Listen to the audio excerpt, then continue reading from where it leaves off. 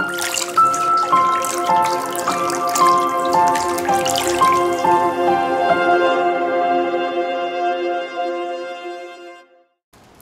selamat pagi Bapak Ibu Saudara sekalian yang dikasihi Tuhan Yesus. Senang sekali berjumpa pada pagi hari ini.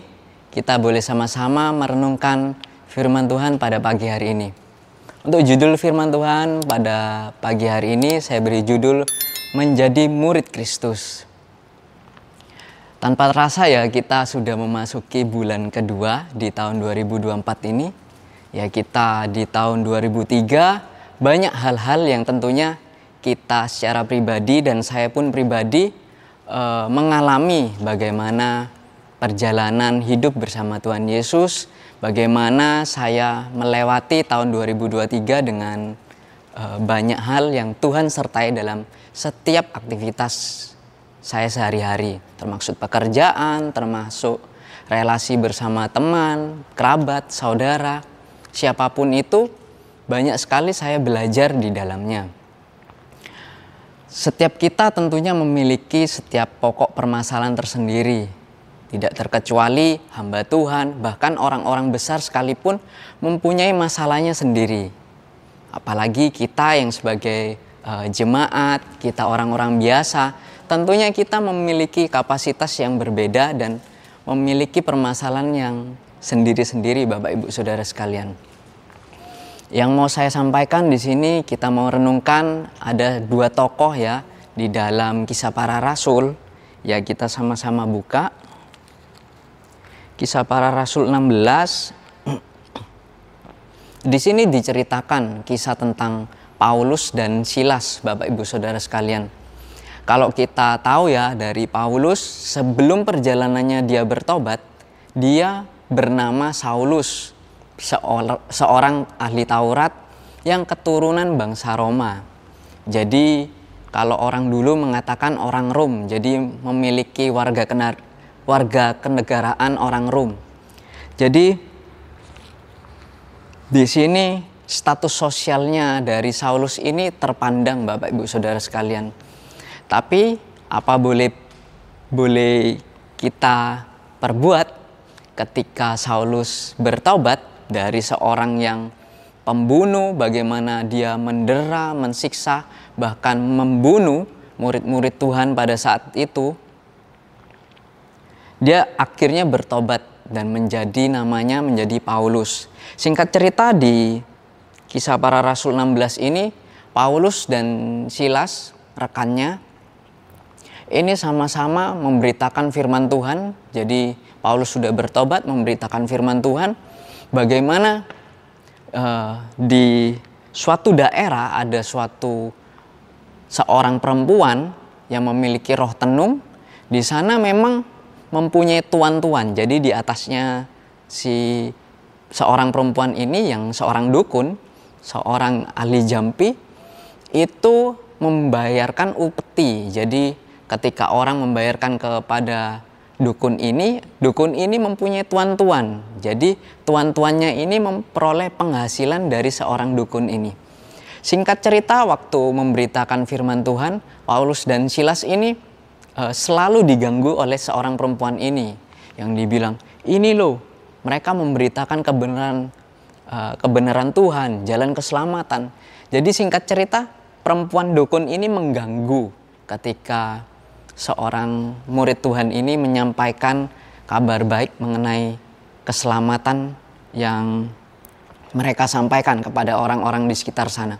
Singkat cerita, perempuan ini diusir. Di sini dikatakan dalam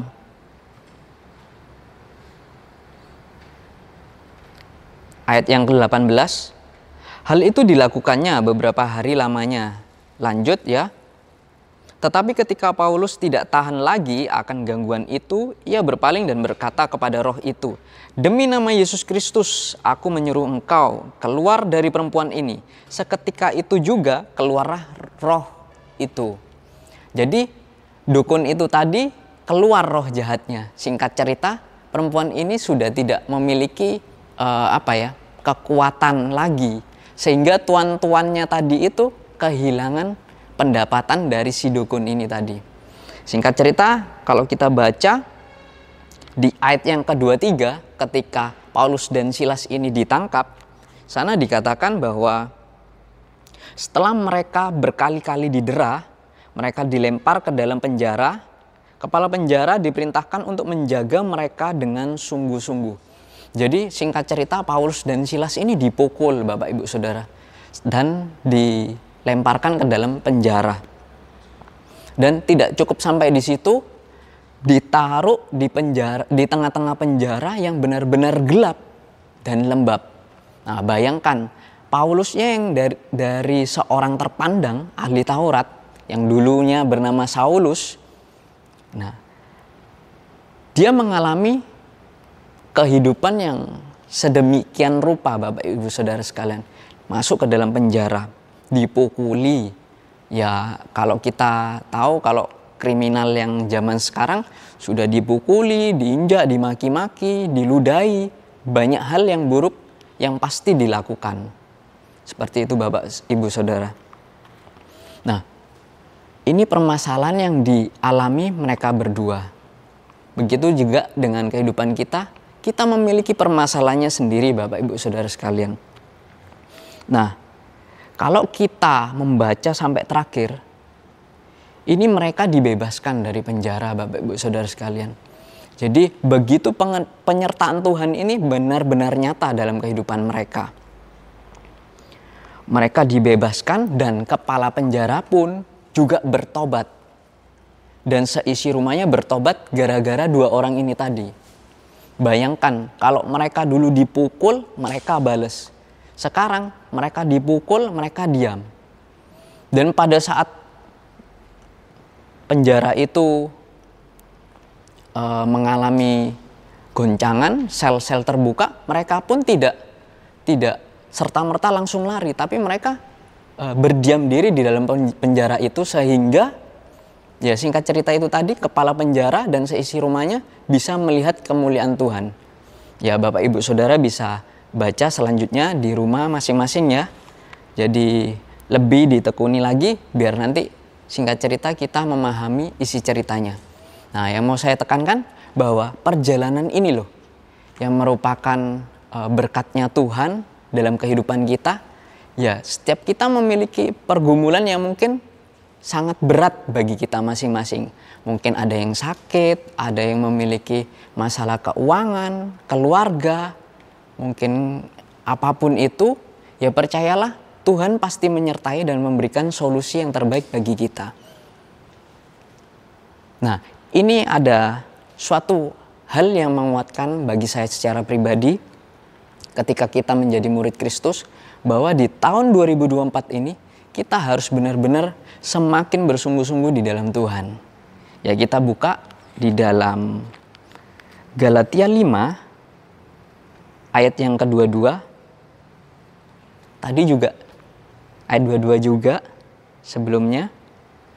23. Jadi ini bukan secara kebetulan juga. Ya, saya baru sadar ini 23, 22 berdekatan Bapak Ibu Saudara sekalian. Galatia 5 ayat yang kedua-dua, sana dikatakan, tetapi buah roh ialah kasih sukacita, damai sejahtera, kesabaran, kemurahan, kebaikan, kesetiaan, kelemah lembutan, penguasaan diri. Tidak ada hukum yang menentang hal-hal itu.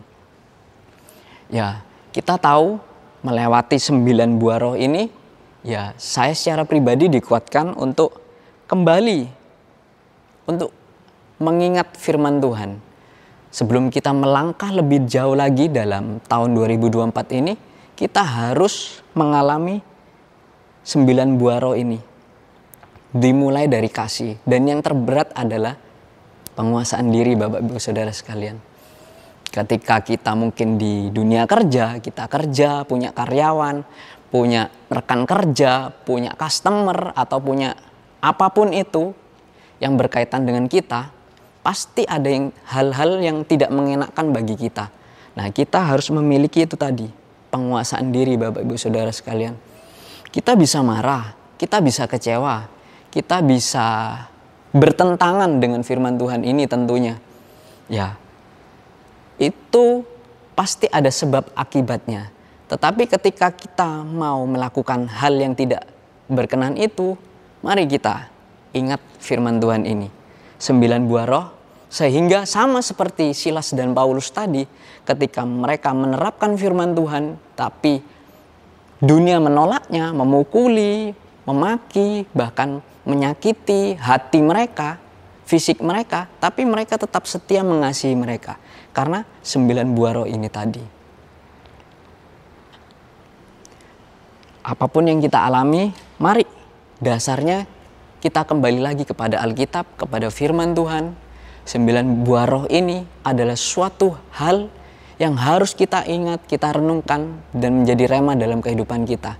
Supaya penyertaan Tuhan bisa tergenapi dalam kehidupan kita. Tetap semangat Bapak Ibu Saudara sekalian, apapun yang terjadi, pasti Tuhan punya rencana dan punya solusi yang terbaik bagi kita. Tetap berpegang teguh pada firman Tuhan, Tuhan pasti menyertai Bapak Ibu Saudara sekalian dan juga saya secara pribadi.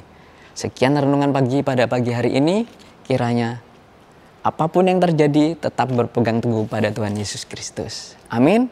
Sampai jumpa dan Tuhan Yesus memberkati.